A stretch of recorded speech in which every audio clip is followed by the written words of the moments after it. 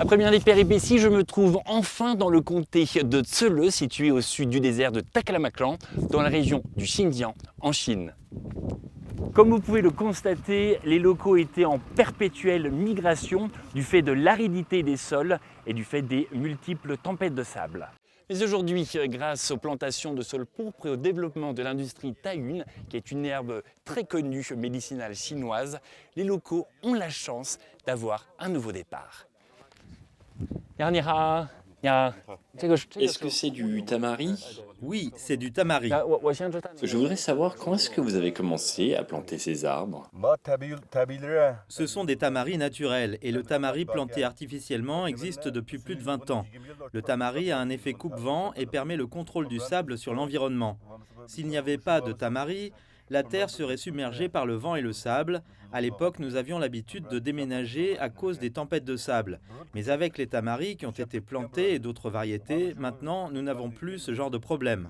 En 2006, le district de Tsele introduit un projet de plantation de Taiyun en greffant cette précieuse plante médicinale chinoise aux racines des tamaris. Depuis lors, le Taiyun et le tamari ont créé des bénéfices écologiques et économiques gagnant-gagnant pour les locaux. Pourriez-vous me dire comment déterrer ce Taiyun? Mes mains doivent-elles être plus profondes?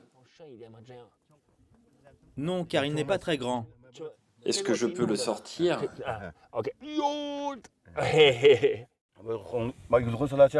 J'étais agriculteur et je suis engagé dans l'industrie du Dayun depuis 10 ans. Avant, nos revenus étaient très bas, mais après avoir planté le Dayun, notre revenu mensuel peut désormais atteindre en moyenne 7 000 à 8 000 yuan par mois. J'ai une femme et 3 enfants. Grâce aux revenus apportés par le Dayun, je peux bien subvenir aux besoins de notre famille et avoir une vie heureuse. Quels sont vos projets pour l'avenir? Je voudrais créer ma propre entreprise spécialisée dans l'industrie du Dayun. L'introduction des tamaris et du Taiyun a permis non seulement l'élargissement des forêts et la prolifération des herbes locales, amélioré l'effet du brise-vent et de la fixation du sable, mais a également favorisé la protection de l'environnement et le développement économique des zones agricoles et pastorales, et a largement contribué au développement durable du district de Tsele. À l'avenir, la région va se focaliser également sur l'industrie du sable et mettra pleinement en valeur les effets économiques et écologiques de l'association Tamari Taiyun.